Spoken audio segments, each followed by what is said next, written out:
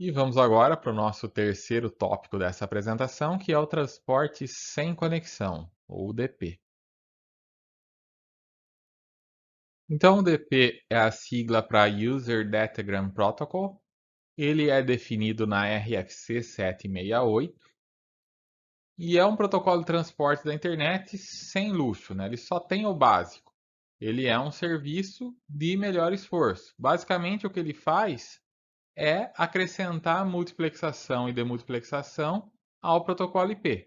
Então, ele não oferece nada além do que o IP já oferece.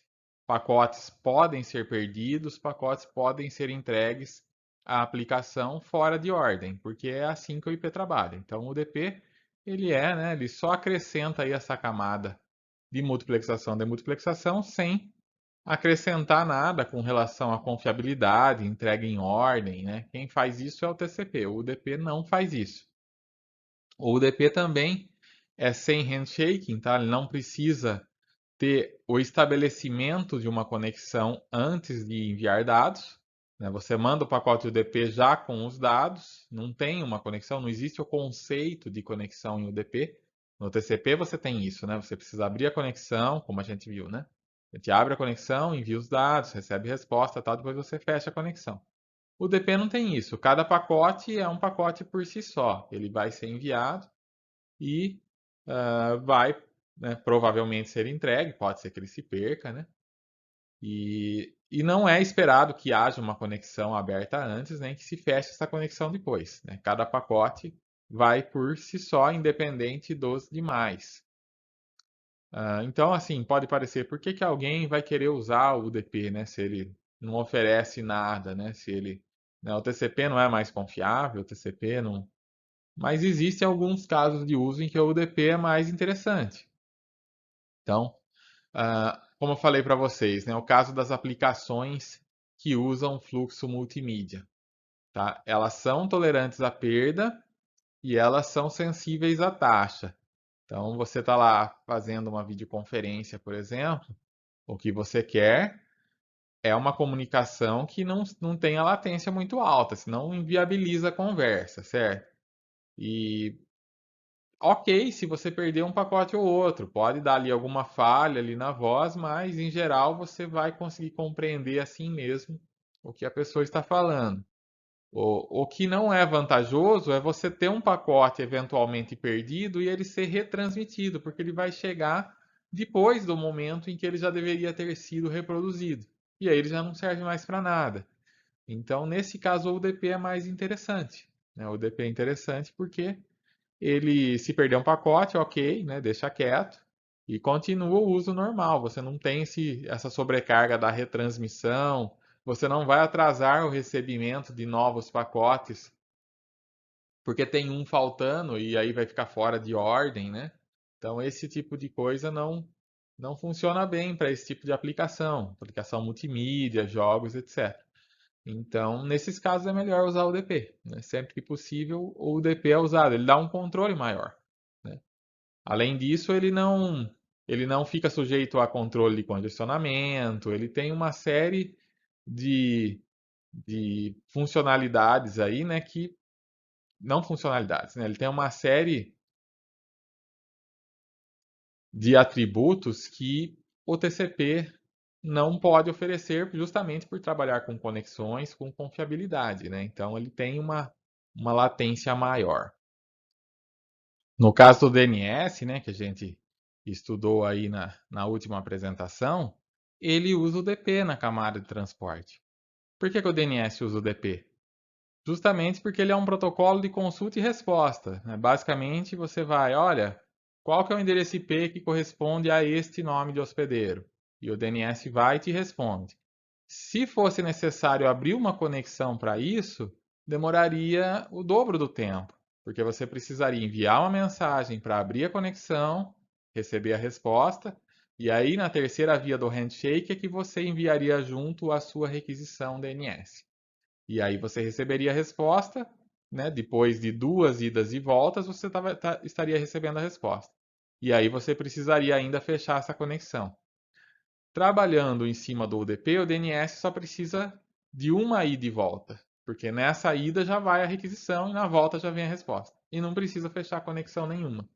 Então o DNS funciona melhor em cima do UDP por não precisar ficar abrindo a conexão, tem uma latência menor, tá?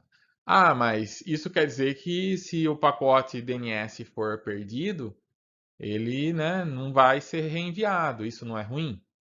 Na verdade, nem tanto, porque se passou um determinado tempo e o cliente DNS viu que não veio a resposta, ele pode simplesmente perguntar de novo. Ou mandar a mesma requisição para um outro servidor DNS, né? Ele tem lá um primário, ele perguntou, não respondeu, ele manda para o secundário. Então essas exceções podem ser tratadas, tá? E sem desvantagens aí para o UDP. Então, nesse caso NS, né, é muito mais vantagem usar o UDP. E tem também o caso do protocolo SNMP, que é um protocolo de gerenciamento de redes. Ele é um protocolo que é feito especificamente para que os roteadores conversem entre si, enviando informações e diagnóstico de alguma coisa que deu errado e tal. Então, novamente, isso é algo para ser rápido, isso é algo que ele precisa enviar e chegar rapidamente para que um determinado software que gerencia isso tome uma providência, por exemplo, registre um log ou faça alguma coisa do tipo. Então, neste caso, é interessante também que o SNMP trabalhe com o DP. E é possível fazer transferência confiável sobre o UDP, né, se ele não tem essa confiabilidade? Né? Eu não quero ficar sujeito ao controle de congestionamento do TCP, eu quero usar o DP, mas eu quero a confiabilidade. Ainda dá para fazer com a confiabilidade? Dá para usar o DP com confiabilidade? Na verdade, dá. Você tem que adicionar, no caso, a confiabilidade na camada de aplicação, tá? E como que você faz isso? Então você coloca lá, né, na própria camada de aplicação, da mesma forma que é feito o SSL, por exemplo, você coloca a confiabilidade lá. Coloca a recuperação de erro lá, faz isso especificamente na aplicação. O protocolo Quick, né, que a gente falou na última apresentação, é um exemplo disso. Então hoje já existe até experimentos, então né, caminha-se aí para levar o HTTP para o UDP, para evitar aqueles problemas, né, que a gente discutiu lá, né, de limitações do HTTP hoje em dia. E aí você usa o protocolo Quick para evitar, né, essa latência maior, né, e esses problemas de bloqueio de cabeça de fila e tudo mais. E para isso você usa o protocolo Quick que roda em cima do UDP. Então, é perfeitamente possível você adicionar confiabilidade ao UDP, né, e não ficar sujeito às limitações do TCP com relação à conexão, com relação a, a congestionamento, né, aos algoritmos de congestionamento. Então, de repente eu não quero, né, eu quero uma confiabilidade, mas não quero ficar sujeito ao controle de congestionamento. Então, basta que eu implemente essa confiabilidade na camada de aplicação. Vai dar um trabalho a mais para o desenvolvedor, claro, né? Ou não, né? Se ele usar uma API pronta para isso, pode não aumentar consideravelmente o trabalho dele, né? Se ele já usar algo pronto que adicione a confiabilidade para o UDP. Mas de qualquer forma, a complexidade aí passa a estar na camada de aplicação, né? E não na camada de transporte.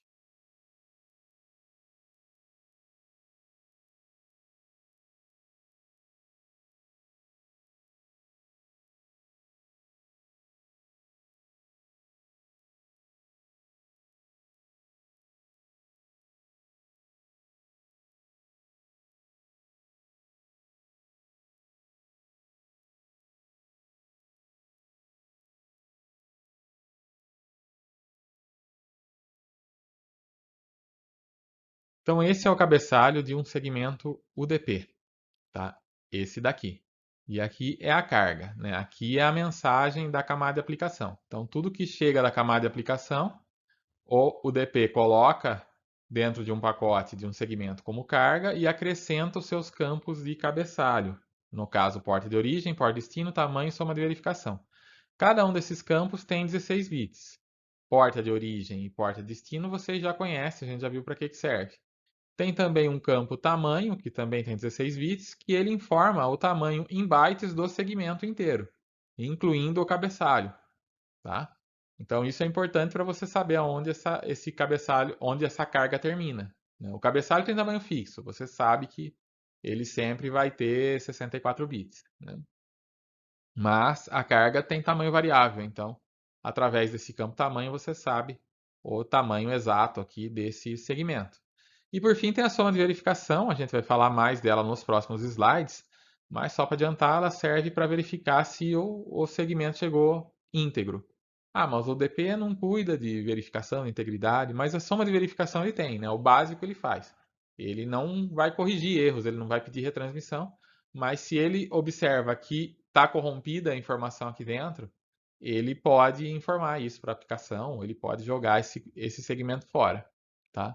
Então ele só faz essa soma e se bater ele sabe que isso aqui provavelmente está íntegro e se não bater ele sabe que corrompeu, algum bit pode ter invertido, uma interferência, alguma coisa aconteceu, né? Um roteador com defeito, alguma coisa causou uh, a corrupção desse pacote e aí ele sabe que esse pacote está corrompido através da soma de verificação. Então, né, para que existe o UDP, né, sendo que ele não tem a maioria dos recursos do TCP? Como a gente, né, todos os motivos que eu já falei ali no slide anterior, né, por exemplo, né, não ter o estabelecimento de conexão, que adiciona atraso, né, sempre que você vai estabelecer a conexão, você tem um RTT a mais, então, caso DNS. DNS fosse funcionar no TCP, teria que ser um RTT para abrir a conexão, um para fazer a consulta e obter a resposta. Sendo o DP, é só uma requisição, uma resposta. Isso é mais rápido, né? Menos latência. Além disso, o DP é mais simples. Ele não precisa manter o estado de conexão no emissor e no receptor. Tá? Então, é custoso você manter uma conexão aberta. Para cada conexão aberta, você tem lá informações do estado da conexão, você gasta memória com isso, né? Do seu hospedeiro. Então, no caso do UDP é bem mais simples, né? Se você precisa abrir uma conexão, o servidor responde e ele precisa manter, né? No caso do HTTP persistente, por exemplo. Ele está lá esperando novas requisições, aquela conexão está aberta, o estado está mantido, isso tem um custo. Um servidor DNS que roda em UDP, por exemplo, ele recebeu uma requisição, respondeu, acabou, ele não precisa ficar guardando informação sobre o cliente a longo prazo. Ele, né, recebeu a requisição, deu a resposta, já pode esquecer esse cliente. Não tem conexão, não tem nada para ele ficar armazenando. Outra vantagem do UDP com relação ao TCP é o cabeçalho pequeno. O TCP a gente ainda vai ver, mas vocês vão ver que ele tem muito mais informação de cabeçalho. Tá? Enquanto o UDP tem só 64 bits, o TCP, né, tem um cabeçalho muito maior. E às vezes o que você precisa enviar como atualização aqui na carga é algo muito pequeno. Tá? Pensa no caso de jogos, por exemplo, que você só precisa às vezes mandar uma atualização da posição do jogador. Tá? Então imagina lá um jogo de estratégia que você tem que passar o novo posicionamento do jogador. Um jogo de tabuleiro, você vai passar só a movimentação da peça. Tá? Então é pouca informação. Os dados aqui às vezes são poucos bits. E aí você vai usar um cabeçalho, às vezes você está mandando muito mais informação de cabeçalho do que carga em si. Né? É uma sobrecarga grande de cabeçalho. Então o DP tem essa vantagem, ele tem um cabeçalho pequenininho. Então, para pouca carga, o cabeçalho do UDP acaba sendo vantajoso por ser menor, né? Oferecer uma sobrecarga menor. E por fim tem a questão do controle de condicionamento também, né? Então o DP ele pode mandar dados tão rápido quanto ele desejar. É claro, não adianta você também, né, sair disparando pacotes UDP mais do que a conexão suporta, que a maioria vai acabar sendo perdida. Mas você não fica, não tem que se submeter ao controle de congestionamento do TCP. O TCP, quem trabalha com TCP, precisa estar ciente de que o controle de congestionamento pode agir e limitar a conexão, né? Limitar aí a vazão de alguma forma. Quem trabalha com UDP pode, né, controlar da sua própria forma a vazão da maneira que quiser. Tá? Pode ter o seu próprio algoritmo aí de controlar, de disparar, enfim. Né? O UDP te dá mais controle em nível de aplicação do que pode ser feito.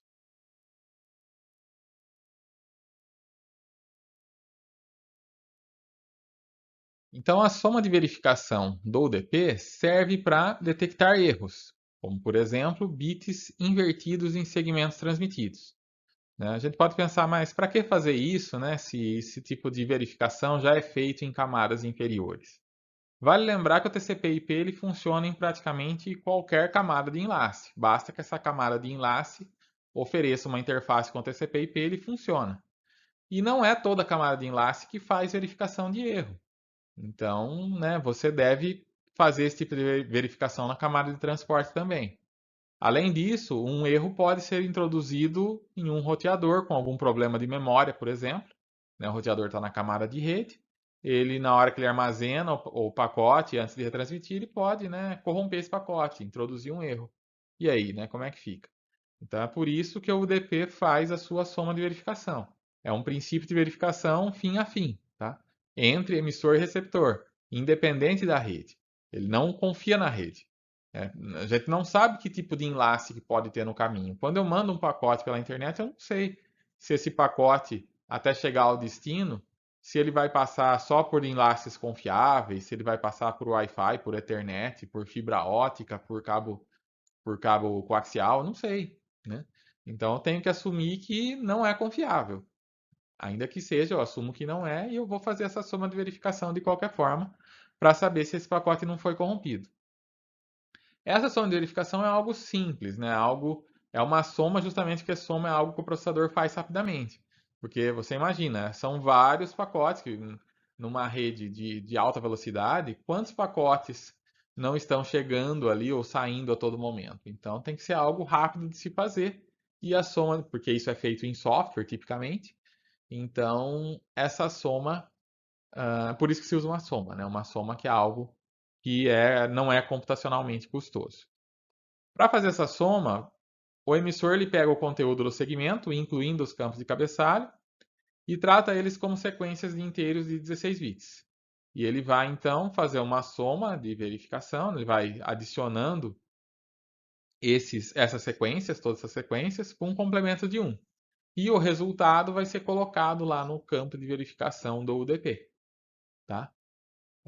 Do lado do receptor, ele refaz essa soma e vê se o conteúdo bate. Se o conteúdo não bateu, é porque tem um erro. O conteúdo tem que bater. Se fizer a mesma soma do lado do emissor e do lado do receptor, você tem que chegar no mesmo resultado. Se é o mesmo dado, chega no mesmo resultado. Né? Se não chegou, é porque tem algum erro. E se chegou ao mesmo resultado? Nenhum erro foi detectado.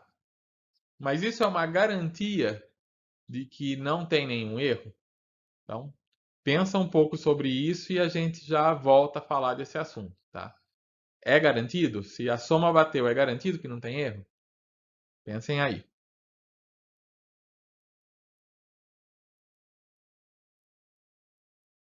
Então aqui temos um exemplo da soma de verificação, tá? Então são dois inteiros de 16 bits. Eu estou fazendo com dois, mas poderia ser n número inteiros. A ideia é somar, né? E obter então essa soma. Então 0 e 1, aqui é a soma binária, né? Vocês já aprenderam a fazer isso em outras disciplinas aí do curso. 0 e 1, 1, 1 e 0, 1, 1 e 1, 0 vai 1, 1, 0, 1, 0 e 1, 1, 1 e 0, 1, 1 e 1, 0 vai 1, 0 e 0, 1 e assim vai. Até que chega aqui no final, olha aí. 1 e 1, 0 vai 1, 1 mais 1 e 1 dá 1 e vai 1. Vai 1 para onde, né? Que acabou o número aqui. A gente não pode ficar com 17 bits. Então, esse bit mais significativo que está a mais aqui, ele vai ser somado aqui. Você soma ele no resultado. Então, esse 1 soma aqui com 1 dá 0 e vai 1. Que soma com 1 dá 0 e vai 1, que dá 1. E daí o resto é igual. Tá? Então, tem esse sistema, né, de pegar aqui o bit mais significativo que excedeu e vir trazer ele para cá e somar ele. Isso é feito dos dois lados, então tudo bem. A soma vai funcionar dessa forma, tanto no emissor quanto no receptor. E, como eu falei, né, ah, se a soma bate, você sabe que se a soma não bate, você sabe que foi corrompido, que o pacote foi corrompido. Importante dizer que a gente não manda a soma em si, a gente manda o complemento. Isso é só para facilitar do lado do receptor, porque daí ele soma tudo, né? soma tudo e aí o que ele vai obter vai ter que ser tudo 1. Se não for, ele sabe que aconteceu algum problema. É a mesma coisa, né? É só uma forma diferente de fazer. E respondendo aquela questão, então, né? Isso quer dizer que se a soma bateu, é porque é garantido que o pacote não foi corrompido? E aí a resposta para isso é não. Por que não? Imagina que no dado original aqui, né, na hora de transmitir, ocorreu um problema, né? Dois bits foram invertidos. Vamos supor que inverteu esse bit, esse 1 virou 0, esse 0 virou 1 e esse 1 virou 0. Dois bits foram corrompidos aí no caminho, mudaram de valor. Mas se esse 0 virou 1 e esse 1 virou 0, a soma aqui continua sendo 1 e não altera nada nos outros valores. Então, esse é um erro que a soma de verificação não vai detectar. Tá? Então, a soma de verificação, ela é algo bom? Sim, é difícil que ela falhe. A chance dela falhar aleatoriamente, né? Se você tiver tendo bits sendo alternados, né, mudando, trocando de valor aleatoriamente, a chance de dois números diferentes chegar na mesma soma de verificação, né, é pequena, porque você tem, né, 16 bits. Então, a chance de, de dois pacotes diferentes aqui baterem, né, vai ser de 2 a 16. Não é uma chance tão grande. Mas se alguém intencionalmente quiser mudar algum bit aqui, né, fica fácil de, de fazer chegar na mesma verificação, tá? Na mesma soma de verificação. Então, a soma não é algo que nós vamos usar para adicionar uma confiabilidade em algum sistema, mas para efeito de saber se um pacote UDP foi corrompido ou não, ela é, né, boa o suficiente. Dificilmente vai acontecer de um erro aleatório causar, fazer com que a soma de verificação ainda bata. Tá? Então, a grande maioria dos erros em que o pacote UDP se corrompeu vão ser detectados pela soma de verificação da internet. Só não assumam que é algo garantido, porque, né, existem as exceções. Né? Existem as raras exceções, mas existem os casos em que pode corromper e não ser detectado pela soma de verificação. E nesse caso, né, é para isso que existem as verificações em nível de aplicação também, né, que a gente trabalha com hashes, né, com outras coisas para verificar se um arquivo que a gente baixou, por exemplo, se ele realmente está íntegro. Não só porque ele pode ter corrompido num caso desse, né, mas porque ele pode ter corrompido por N motivos aí, falha do próprio sistema operacional, falha de um HD, alguma coisa do tipo, né? Então, essas verificações que nós fazemos lá em nível de aplicação servem para também vão servir para pegar erros que eventualmente passem aqui pela soma de verificação na internet. Ainda que elas, né, como eu disse, sejam bastante raras.